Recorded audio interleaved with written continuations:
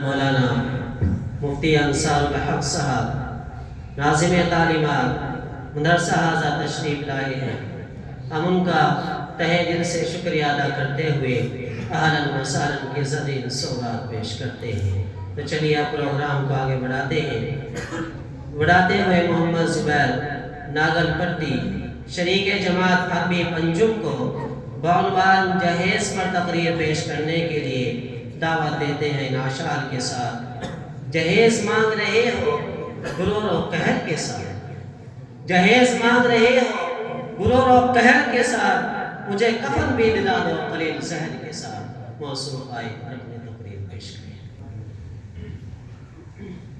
نحمده ونصلي على رسوله الكريم اما بعد فاعوذ بالله من الشيطان الرجيم بسم الله الرحمن الرحيم يا ايها الناس اتقوا ربكم الذي خلقكم من نفس واحدة وخلق منها زوجها وبث منهما رجالا كثيرا ونساء.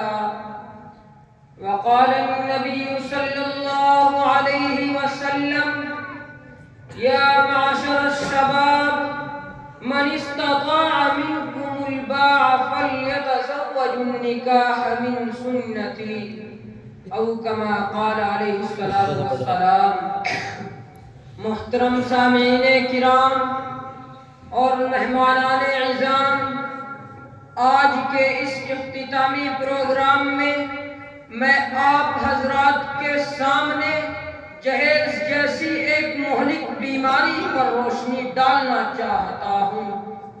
جہیز ایسی بیماری ہے جس نے زندگی کی بنیادوں کو ہلا کر رکھ دیا ہے، سینکڑوں ہزاروں گھروں کو تباہ و برباد کر دیا ہے اور کتنے ہی جذبات کو مسل کر رکھ دیا ہے. یہ وہ بیماری ہے جسے آپ جہیز کے نام سے یاد کرتے ہیں. میرے دوستو، ابھی میں نے آپ حضرات کے سامنے کلام اللہ کی ایک چھوٹی سی آیت تلاوت کی ہے اور حضور صلی اللہ علیہ وسلم کا فرمان پڑھا ہے جس میں جہیز کے متعلق بیان کیا گیا ہے. اسلام کے پاسبانوں، آج ہندوستان کے اندر اور خاص طور سے ہمارے معاشرے میں جہیز ایک ایسا ناسور بن گیا ہے جو ایٹمی ہتھیار سے زیادہ خطرناک اور مہلک ثابت ہوتا جا رہا ہے. اس منحوس جہیز کی بنیاد پر ہندوستانی معاشرے میں آئے دن اخبارات میں یہ خبریں چھپتی رہتی ہیں کہ فلاں شوہر نے اپنے سسرال والوں سے جہیز نہ ملنے پر اپنی نئی نویلی دلہن کو جلا دیا ہے، فلاں شخص نے مزید جہیز کا مطالبہ پورا نہ کرنے پر اپنی بیوی کو موت کے گھاٹ اتار دیا ہے.